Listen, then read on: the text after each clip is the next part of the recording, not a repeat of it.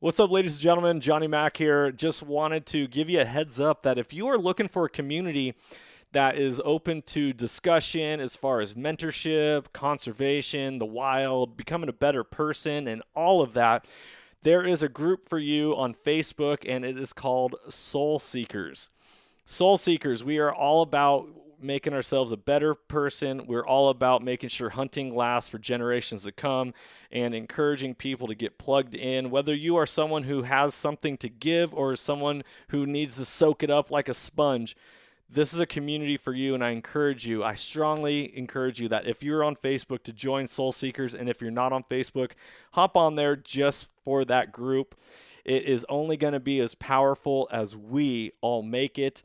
And so just remember that life happens for you, it doesn't happen to you, and that you can't outgive good. You can't outgive good, people. I want you to understand that, and I want you to believe it, because when we believe that and we lead with courage and we lead with intention, lives are changed, lives are transformed, just like on this podcast, transformation through primal adventure. Be blessed. Enjoy this episode. Talk soon.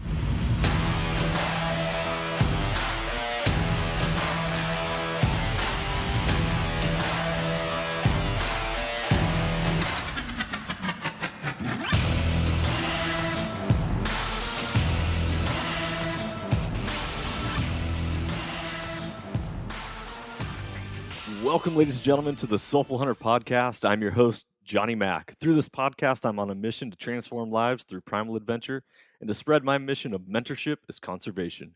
This podcast is powered by Washington Backcountry, a resource for all hunters, both new and old. To find out more about Washington Backcountry, go to wabackcountry.com or search for Washington Backcountry on Instagram, Facebook, Twitter, and YouTube. The Soulful Hunter Podcast is also proudly presented by the Crazy Elk Company.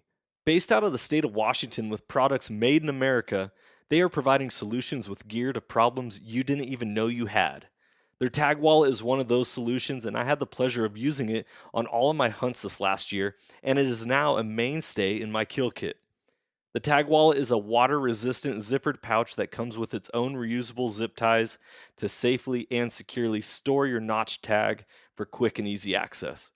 For more information, go to crazyelkcompany.com and use the code SOULFUL with a capital S to save 20% at checkout. Be blessed, everyone, and as always, stay soulful. Ladies and gentlemen, welcome back to another episode of the Soulful Hunter Podcast. Today, we are preparing for spring turkey season here as the flowers are starting to pop and the leaves are starting to grow back. I'm your host, Johnny Mac, and today I am joined by a return guest, and that is Travis Arnott, here from the state of Washington. He is a big Washington Backcountry supporter and a believer in mentorship as conservation, and he put his money where his mouth is when he took Two Shot and myself out spring turkey hunting this last year for the very first time, and we had ourselves an adventure, which you're going to get to see here in the month of May coming up as you tune into Carbon TV for Season 2 of Soul Seekers. You're going to see one of the turkey episodes coming out. And Travis, brother, how are you doing, man? I'm doing good. How about yourself? Dude, I'm alive and kicking. I'm free, and God is good. Life is good. I'm here. I'm joining with you, so always a good time. Amen to that. Although this is a daytime recording, and so I'm sipping on a cup of coffee rather than a glass of bourbon. So, yeah, I got water. It's not noon yet. Right. Oh, criminal. Well, Travis, today you are going to be taking the lead and talking through scenarios of different types of calls. We did an episode last year. It was all talking turkeys, and we were talking about how to turkey hunt and all that. And I remember you were like, "Oh man, I should have had my calls ready and given some examples and all that." And so I was like, no better time to do a repeat episode specifically on turkey calling. So today in the episode, we're going to dive through different calls, sequences, and scenarios as Travis is going to play some calls for us. By the way, listeners, Travis is a former Washington NWTF calling champion who's been invited to the Nationals multiple times. So not only is he just an all-around great guy, he also is a very great caller. So I was impressed when I was out in the woods getting the turkeys to respond based off of his calls, and he taught me a thing or two. However, Travis, take it away, brother. Where should we start? What type of Well, calls are you going to be taking us through today?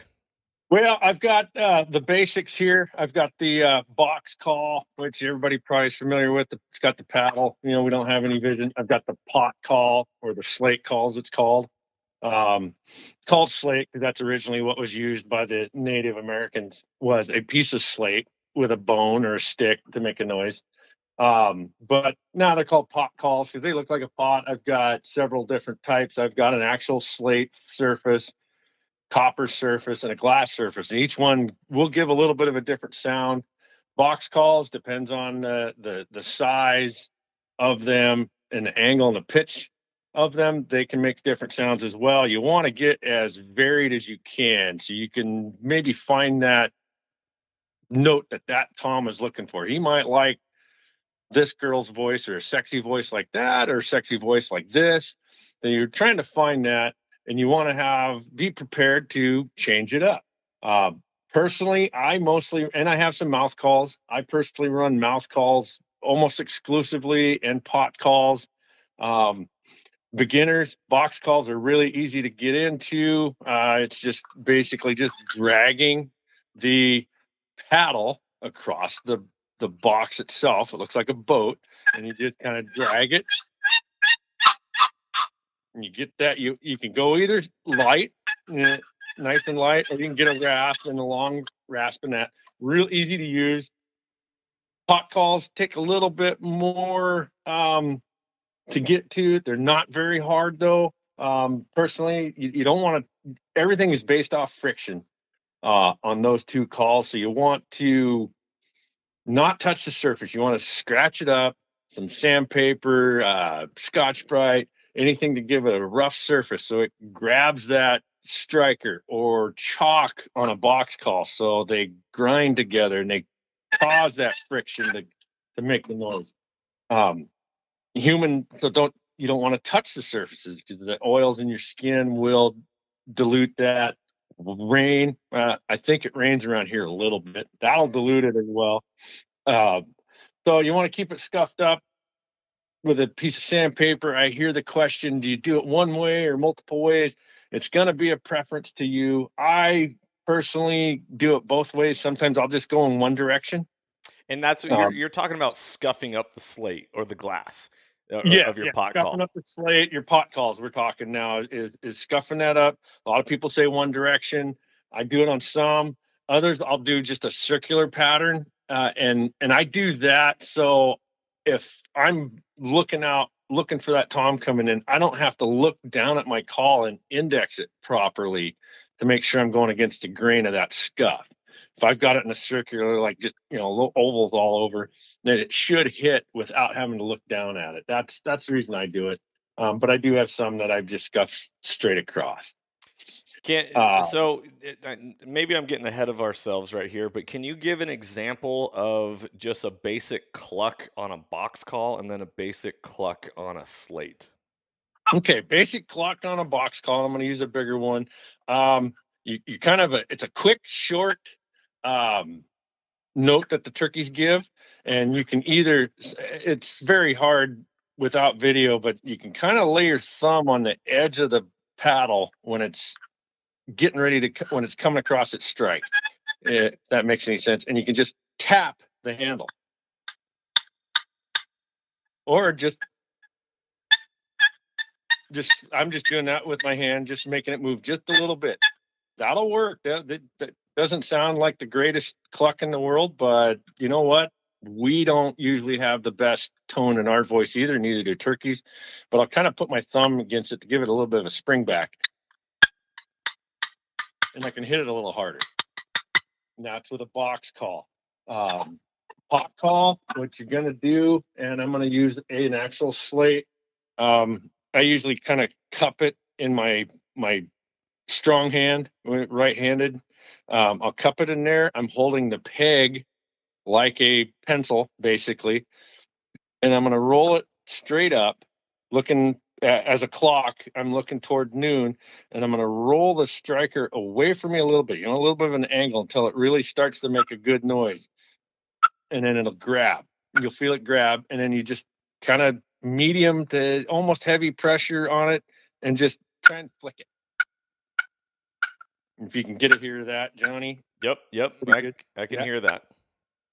That's a cluck. If it gets really loud, that's the alarm putt, which is kind of the, elk barking or blowing or whine. It's the alert everybody else, man. I don't like that.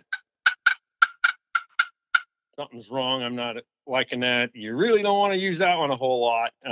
It's going to probably get them all wary and scare them off. Okay, so let's pause that. Let's pause that for a second. So, what is the difference between a putz and a cluck? And maybe you can divulge that a little bit more. You're saying if it's louder and a little quicker, that's a putz and that's an alarm call? Yes, and that basically it's all it is. It's going to be the volume. When the turkeys are walking around doing their thing, they're usually always clucking or putting. The putt is the alarm putt. The cluck is the lighter version of it. It's just very soft usually. She's looking. He's like, I'm looking for something. I know there's another turkey around here. And then if it's really loud and starts getting really excitable, that could be the alarm putt of something's not right.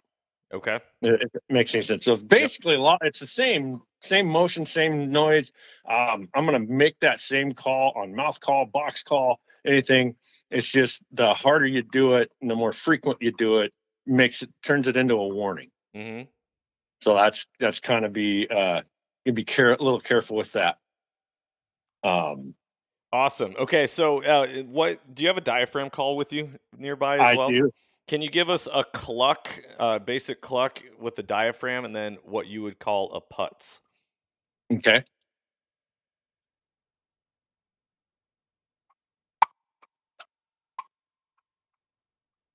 That's a basic cluck, and then the putt's going to be.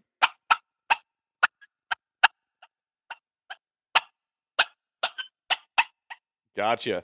So yeah, as I'm listening, and obviously it's hard for sound to be perfect through the audio waves because we're not recording live in person.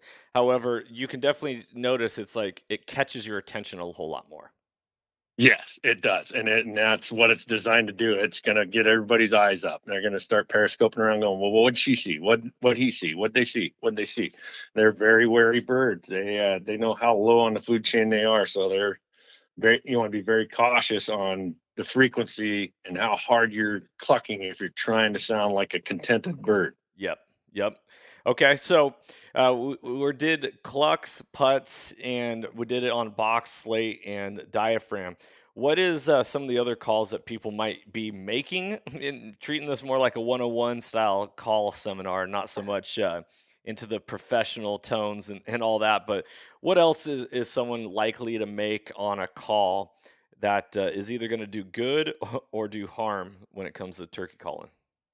Well, the harm it's probably the cluck. So you got your clucks, your putts, your contented calls. You got purrs. That's getting more in depth. If you can go out and make the basic yelp, all turkeys, male and female, have a standard yelp, and that is just like that. They all do it. A Tom, Jake, male species, it's going to be a little bit lower and a little bit slower. And that's very hard to get. Like that, where a hen's going to be a little higher pitched and a little bit fast. If you can make that noise, you can kill a turkey. Just enough to get their attention. If they gobble or respond to you, they think you're the real deal. Nice. So what it sounds like for me, and putting some audio, verbal language to it, is a yelp is yelp, yelp, yelp, yelp, Yep. yelp, yelp, yelp, yelp. Is that kind of the best way to describe it in the sound that you're trying to make? Yeah, and in fact, with a mouth call, I'm basically mouthing that word yelp as I'm blowing over the reeds to make the yelp sound, and it's like a two note, so you're kind of going high and then low. You can hear it kind of break over. on the box calls. That's their standard everyday language. Don't be afraid to, you'll hear guys, or you'll read instructions of, give 3 or 4 notes, give 3 or 4 notes. Don't get too much. Well, they talk. And just like any of us, they talk a lot, or they might be, there's assembly yelps, which are, assembly. They're calling people in. So it could be, anywhere from 5, 6 to 20 notes at one time. So don't be afraid to get stuck on a number. And I recall that years back when I was first learning, is it's how I got my first big tom around here. Is everybody was reading the same playbook, and it was like, oh, they're hand up, so call soft and not much. And so you thought about, everybody's reading these same playbooks, and they're saying, you know what, Will Primo says 3-4 yelps. So everywhere you went, 3-4 yelps, 3-4. Well, we get tired of the same music over and over. We quit dancing to it. Mm-hmm. So I went out with Power Crystal I'm sitting here standing next to, and I ground on it like I was going to town, and it fired up the whole mountain, because they hadn't heard anybody getting excited. It was a bunch of, it was a lame dance for who knows how long, and nobody was really getting into it. And here comes one gal that, hey man, I want to party. And that that basically what it was. I think I had like 8 different gobblers go off that day, and I didn't even know there was many turkeys in the area. And I ended up getting my first tom out of that, big tom. But don't be afraid to, they make a racket. You heard it, and you've heard it, and especially in the fall, or when they're on the roost and whatnot, they can talk their ears off. It's not as quiet as everybody thinks, and trying to be sneaky. So don't be afraid to go a little bit over, and don't be afraid to change it up, 2 or 3 notes, or 1 note, or on the yelp, or and as you get going along, you'll mix in the putts and the little clucks, I'm sorry, not putts, clucks and stuff with the yelps to make it more realistic. Cluck, cluck, yelp, yelp, yelp, cluck, cluck, yelp, yelp, yelp. Like that's Yep. just kind of like what you're doing. Yep, that's what they're doing. They're walking around. They're kind of,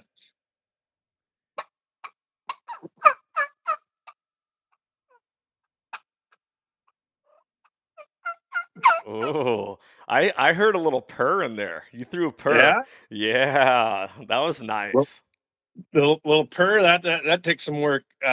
It's kind of getting into the 201 turkey calling, but that takes a little bit of like a gargle or rolling your R's.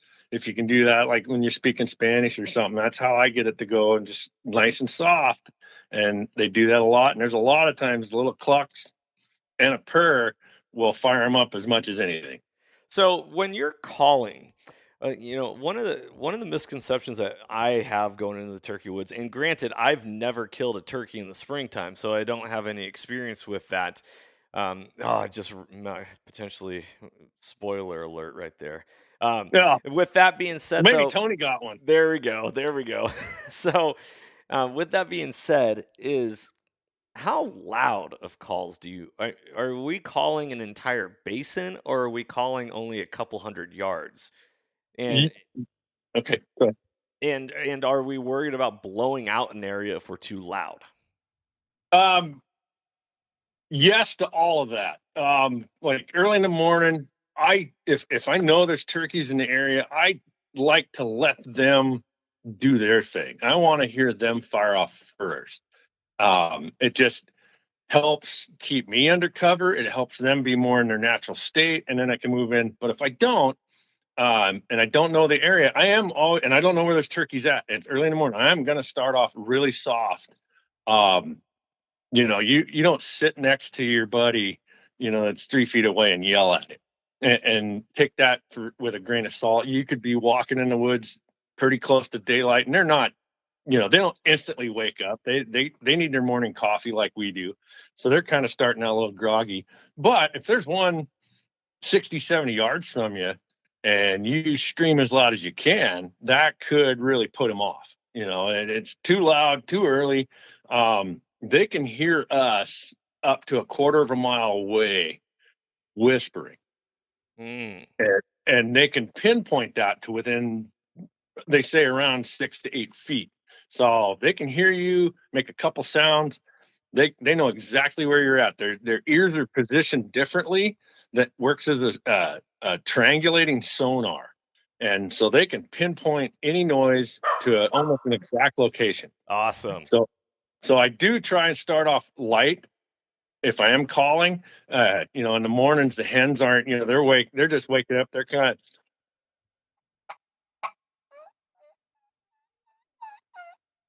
of, that's called a tree Yelp. Sorry about that. They're kind of starting off a little soft. Once, he may already be gobbling, and I'm going to try not to answer him if he's already gobbling, because he's going to expect me to go to him. Gotcha. The hens hear him gobble. They might start talking back and forth. Yeah, I'm up. I'm getting okay. I'll be over there in a minute.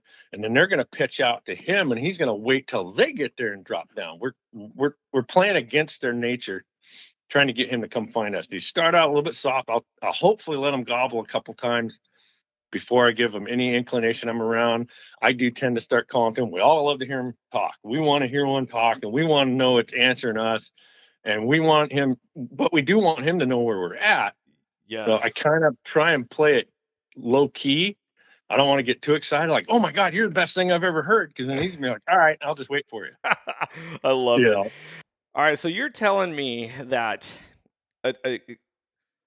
turkey hunting is the complete opposite of what nature does. So we're trying to get a male to come to a female sound, but in reality, the hens always go to the toms. Correct. Yes, they're going to go to the toms. He's going to strut and he's going to show off for them. You guys come to me and I'll show you what I'm all about. Wow. Instead of all the other animals, the male chases the female around. It's so we're going against the grain a little bit. So that puts us at a disadvantage. So when it comes to calling, we've talked a little diaphragm, a little pot, a little box. Do you personally believe one's easier than the other, or would you rank them in any sort of manner? Yeah, I'm not very good with a box call. I don't use them as much. I would say those are the easiest, just because it's a simple. They're already set up to make the noise with the angle that the lid is made out of and the angle that the sides of the box are made out of. So all you have to do is just move it. Hot call, you have to create the angle using the striker, and so it takes a little bit more practice. Like I said, anybody that's never even turkey hunted before, they could pick up a box call that day at the local, 5 and dime or whatever, and go out in the woods and make a turkey gobble to them. Pot call, you're going to want to play with a little bit. Mouth calls, it's like anything. Everybody, hits them differently. It took me a good 4 or 5 years before I could get a mouth call down. I couldn't get them to fit right. There's some stuff in that, we could go over later date about how to fit those in and get those working. So I would say that the diaphragm mouth calls are the hardest, but they allow you hands-free movement. They allow you their entire vocabulary. Some guys, and I can do it a little bit. I can even gobble on one. Mm-hmm. Not that we want to do them much, but yeah, box call is going to be the easiest. There's all sorts of box calls. I've got a push pin call, which it's a spring loaded, and all you got to do is just push the pin, and it'll work. This one's designed to strap to your gun barrel, so you can just kind of touch it, limited movement. Oh, I like that. I'm gonna have to look into that. So when you're a couple questions about the pot call, mm-hmm. You're talking about holding it like a pencil. Now, are you scratching it in the center of the pot or on the edge, or does that determine what type of sound you want? And then are you holding it at a different length on the peg? Are you holding it down by the tip to be very detailed, or are you allowing it to reverberate through the length of the peg by holding it higher? I hold a little bit higher. I'd say you want to hold it the same way you would a pencil. I do, but my fingers aren't down by the tip. I've probably got inch and a half of striker below my fingers, and one, I don't know if that reverb, but it keeps me from touching the pot, putting that oil on there. And yes, all pot calls are different. There's going to be a sweet spot. They will up around the edge. I say I'm probably about a half inch in from the edge of this one is about where I'm usually at with it. Now if I go to the middle, can you hear the tone difference? Yep. Yeah, so a little bit higher, a little bit lower in the middle, because it's more more surface area that's not tight against the wood, it's going to reverberate more. And right there, you got two different turkeys talking, right? The voice of two different turkeys right there. That's kind of more like a tom yelp.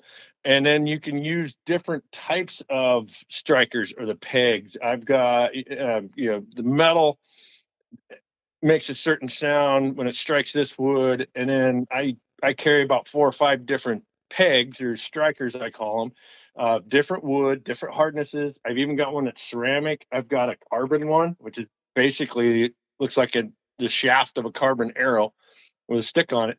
Each one will make that pot call sound completely different than the last one, and so now I can carry 5 pegs that weigh 4 or 5 ounces, or I can carry 5 calls that weigh 5 ounces each, and get the same effect. So I kind of do that. But yeah, you'll find a sweet spot.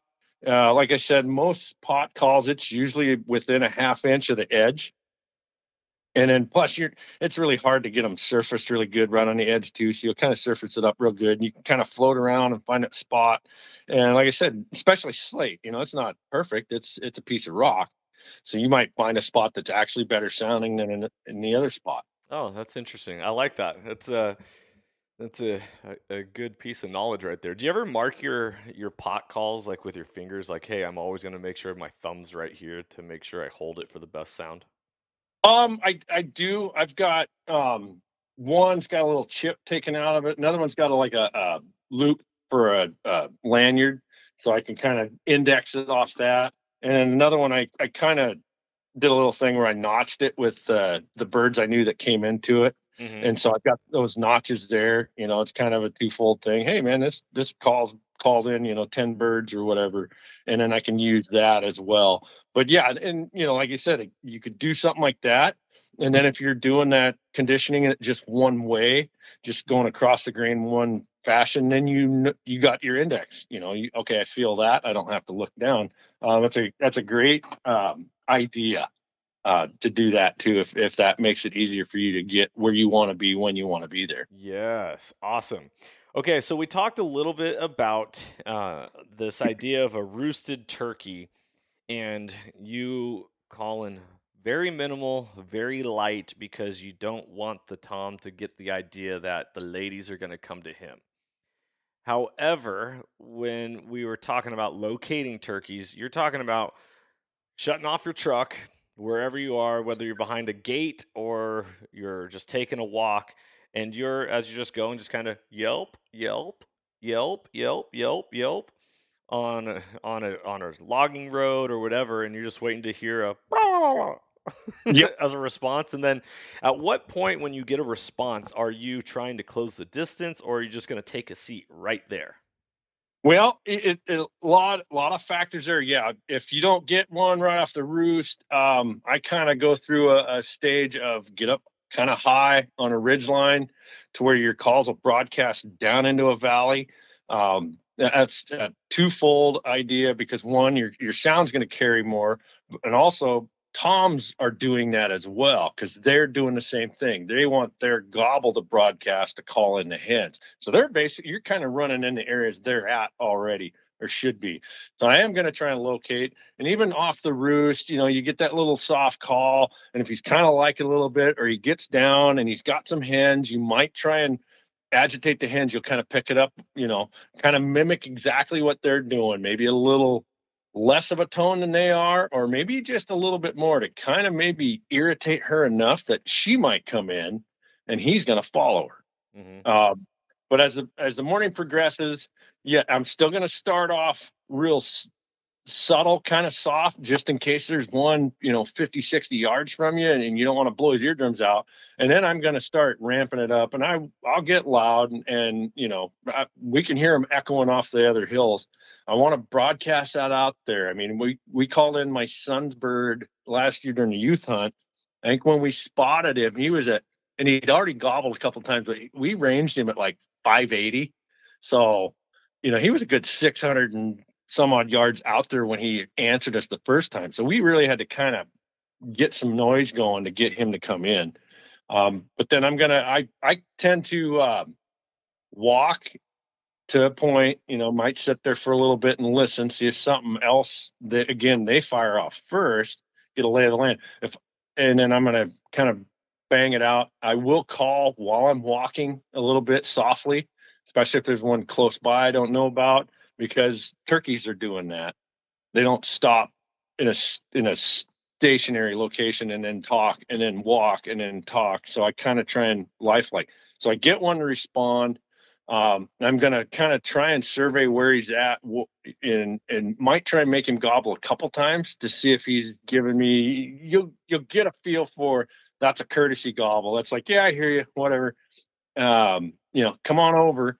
But you can kind of get a sense if he hits you pretty quickly the next time, he might be interested. Then you start wanting to figure out, do I need to cut the distance? I want to cut the distance. The 500-yard thing, that was just, we were in a preset location with decoys. We'd had other turkeys come in, and this one just kind of popped in from the noise.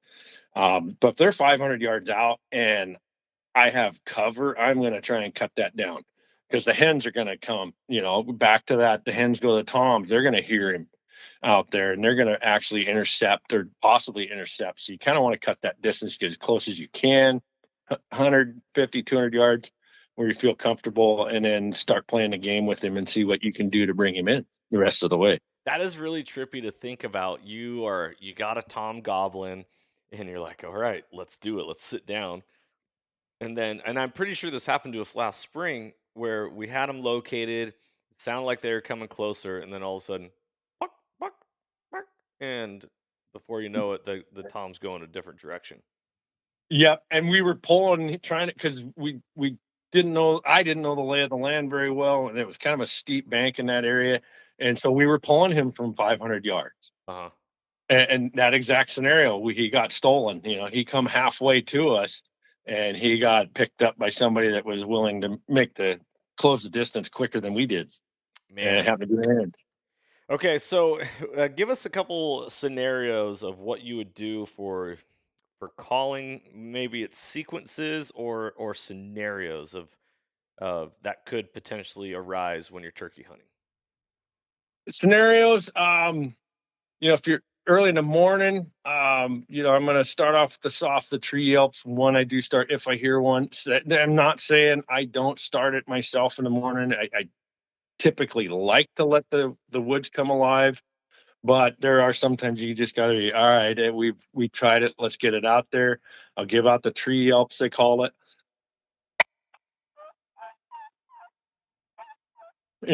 I'll do that a couple, 2 or 3 times in a span of, 4 or 5 minutes, maybe a little bit longer, maybe a little bit less. It varies. You just kind of got to get a read for it. If you don't think it's back, and then I'll start ramping it up. You can go, not a lot of times hens do it, but they will what they call a fly down cackle. And I don't hear it a lot. A lot of times the hens just pitch out, but they will, if they're excitable, when they fly down, they'll go as they're pitching out, flying down. And you take a hat or something and beat that against your leg at the same time. And I've had more than one gobble at that, because they're like, oh man, that sounds real. There's guys that use real wings instead of a hat, so they get the feathery noise. Okay, so let's take a break on that for a second. You're saying take your hat off and hit your leg, and that is going to replicate the wings of a hen. What, taking off from the roost or hitting the ground? No, it's the cup of the air when they're flying. It like that. That's that's what it sounds like when they're cupping that air when they're wing. Their wings are huge. Their wings are oh gosh, 2 feet each one. They got a 5-foot wingspan, so it cups a lot of wind, and it will, plus they're hitting the branches on their way out. They're kind of clumsy when they fly into a tree. They just go into in 5th gear most of the time. Sweet. Anything you can make natural sounds. I'll use my hand or whatever, and I'll rake fir needles kind of in a scratching motion if they're really kind of close and I'm doing soft and subtle. I've had them gobble. My first tom really hit me. He heard me walking, just that noise. He was like, man, she's got to be around here somewhere. He gobbled at the sound of gravel at my feet. So, they're so in tune to how everything sounds. So, I'll scrape branches a little bit. People will take the wings, actual wing that they've gotten from another turkey, and they'll scrape it against, logs, or just like elk hunting. You're grabbing antlers or whatever, or bone, and raking trees. You can do that kind of with wings and stuff like that with turkeys as well, giving more realism to your calling. Gotcha. All right. So I love the hat thing. That's really good. So once they're on the ground, then what? Then it's how far away does he appear to be?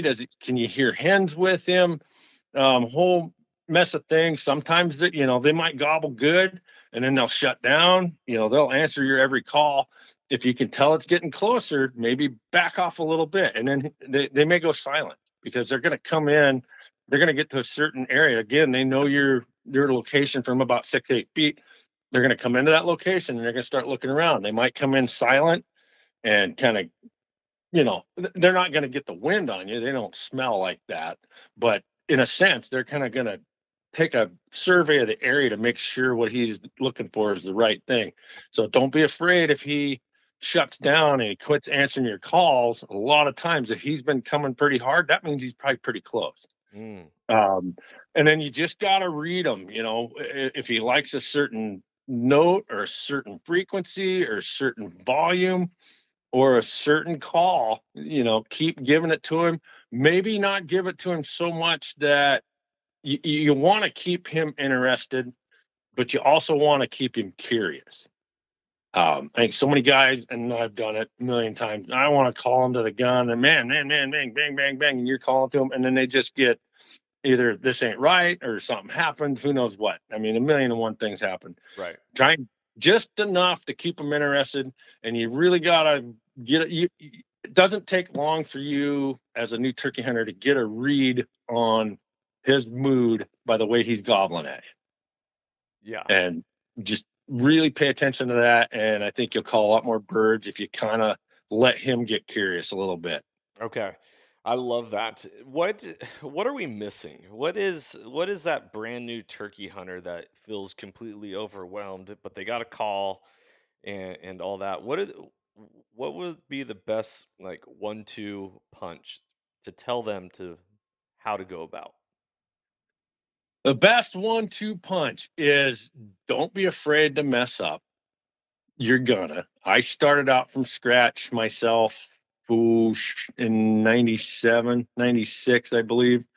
Reading a couple books, buying a couple calls. One of them I got here, I still have it. And just go out there and do it. There's no, like everything, no better teacher than just doing it. You're going to learn from your mistakes. You're going to learn, man, I shouldn't have called that loud. And have patience. When he shuts up, he quits calling to you or whatever, or you think there's one in the area. An old friend of mine used to tell me, he goes, when you think of moving, wait 10 minutes. So it's have a little more patience, relax a little bit. A lot of times they're just coming in quiet and they're just on their way, but they're in no particular hurry most time because they're just like, all right, I'm heading that way. And it might take him 5 minutes, might take him an hour. Mm, Um, Patience, and just go out and just don't worry about how good you can call. I think the first time in that same area where I got my first tom, we were up there, and my buddy was like, I'd made a call, and I'm focusing on, okay, if you scratch this box, you should get a gobble. And I let out the call, and I heard the noise, and I ain't paying any attention to it because it wasn't a gobble. And my buddy's like, man, I'm not there. And I was like, what? And he goes, there's some other hunter up here, and he sounds like crap. And it clicked. I was like, no, no, no, no, no. And I said, get down. And I made that again, and we heard the most horrendous attempt at turkey yelping you'd ever imagine. And I says, hit the ground. And we had a hen walk into about 5 feet of us. wow. And he goes, how'd you know it was a turkey? I was like, because she sucked. You know, we would have practiced. I would not come out there sounding that good. So remember, you don't have to sound good because they don't either. And I'm sure I don't have the best English. Just take that in mind of you don't have to. Championship callers, they're tuning nose to a specific ear. The judges, they don't do that stuff like that when they're turkey hunting. I guarantee it. Gotcha. And then are the toms roosting with the hens? Depending on the time of the year, So what? right now, Yeah, spring season. What do we got going on? spring season right now, they're into the heart of it. They're probably right into the heart of the mating season. They're all together. He's got a flock of hens. There might be 3 or 4 toms. They're all in one area, not one tree, but they could be. I just saw a video last night of Eric Broughton was posting. He had like 6 toms in one tree, all strutting on the limbs. But as the season progresses, the hens are going to start laying eggs. They're going to, I don't need him anymore. And they're kind of going to slowly wander away, go back to their nest. And then sooner or later, it's too treacherous for them to all meet back up. So the hen's just going to nest roost right next to hers. So you get into May and later on in the season, and they are going to split apart. And then you'll have toms roost alone. That's the best scenario you can hope for, or the hens are all roosting on a bunch of trees on this side of the creek, and he's roosted over on that side of the creek, and maybe you get in between them and use that to your advantage. But right now, yeah, they're all grouped up doing their thing. As the season progressed, as more hens go to nest, there's obviously less of them out there. They will start to be lonely. Okay, gotcha. And one of the things that I learned last year on my first spring turkey hunt is that turkeys do turkey things, which is super weird to say, but like sometimes the simplest thing is such as a fence will hold them up and they will get stuck behind the fence. Like, how do I get through? How do I get through? And they'll just literally, I saw a Tom off the side of the road just pacing back and forth every 5 feet trying to figure out how to get through this fence. Yeah. Um, so I guess my words of advice for all the listeners, if you're new to turkey hunting, is don't get discouraged if one's not coming in, but you had one responding, right? Yeah, Because exactly. they are they're they're they're birds. It's a bird brain. Yeah, walnut for a brain. The good thing with you got one that's responding. He might be a ways off. Maybe it's the only turkey you heard in the whole area, but he's not coming in. Maybe that's time for patience. Take a nap or sit back. Wild turkey doc, Michael Chamberlain, they did a study here a couple years ago. Radio collared birds had hunters at certain locations. 86% of the time, the turkeys came to the location of the calling at some point that day. So it could have been anywhere from 15, 20 minutes to 6, 8 hours later. The 86% of the time that turkey showed up where the calling took place. Yeah. So keep that in mind. Yeah, it gets a little more like deer hunting or sitting on a tree stand or whatever. And everybody wants the action. They see it on TV, and it can be like that. They can go. I had turkey hunts last year. It lasted 5 minutes, and it was amazing. But somewhere you got to sit and wait them out. It's still hunting. So just keep that in mind. Patience is going to be your best key, especially if you have contact with turkeys. They know you're there. They're going to come looking for you at some point in the day. Gotcha. Hopefully. Be patient. Yeah. Be patient. I love it. Well, Travis, is there anything we're not covering as we get ready to wrap up this episode? I think for a 101 on calling, I hope we kind of hit it. Those are the 3 basic calls everybody uses. There's variants of all sorts of stuff. There's air, yeah, go on. Hopefully we got a little bit of substance on tactics. I know I talked to Johnny about that. That seems like I missed that on mine, and it seems like the guys never get too much into the tactics. There's so many. It's hard to sit down and pick one. You kind of really got to focus in on that. And I think that helps. Hopefully this helps put some of these new guys at ease that, just go out and bang on some calls and roll the dice, see what happens. I love that. Okay, this is a last question, not about calling per se, but it could be. When it comes to turkey hunting, like turkeys are everywhere and they're nowhere, but turkey hunting and specifically toms, like obviously in the state of Washington, you can go to the regulations and see what units are open for turkeys, or like fish and game. But how does Right. somebody really identify where turkeys are in the woods if they have no experience? You're gonna want that map, and then you're gonna just want to get, just like anything, they're gonna want a little bit of water, uh, feed. The different species, they eat about the same thing. They're omnivores, and they'll eat anything. They'll eat snakes, grass, you name it, seeds, whatever they can get their hands on. Um, but kind of look at those general areas that are shown on the state maps, and get out and put some boots on the ground, and just don't be afraid that you'd never saw turkeys, because remember, their eyesight is immensely more than ours is. So they've seen you, or they heard you and they didn't like it. If you start finding scat tracks, feathers, big scratching areas, that's about the best you could hope for in scouting. You're not going to go out and, I bumped, you go scouting for deer, you run into 10, you see 3 or 4 here or that. If you're seeing tracks of turkeys, and the scat looks fresh or the tracks look fresh, heck, they might have just been there and they've seen you before you even ever thought of it, and they booked out. And, So and then talking about the scat real quick, does a tom scat look different than a hen scat? yes, a hen scat will be just a round plop, a round dollop. Um, it will get larger as they nest. I mean, it can get, size of a good size, cookie, because they're holding it so long. But yeah, it's just going to be a standard old bird poop. A tom or jake is going to be more of a straight line, almost J, just like the letter lowercase j, and sometimes it may even curl on the end and have a little blob on it, but it'll usually be long and cylindrical, and the hens will be uh, just a plop, like they dropped it from the air. And their feet too, a little bit of a difference is a hen's track will be equidistant between the 3 main toes, and a tom's track, the middle finger will actually be anywhere from a half inch to inch longer than the 2 outside. So you want to look for that. Longer middle toe, that's definitely a tom. If they're all the exact same, that's a hen. Beautiful, beautiful. Travis, this is some great information. Hopefully, all the listeners feel motivated and confident enough to go practice some skills and get out into the woods, because you never know what's going to happen. Trav, can these listeners get a hold of you in any sort of way?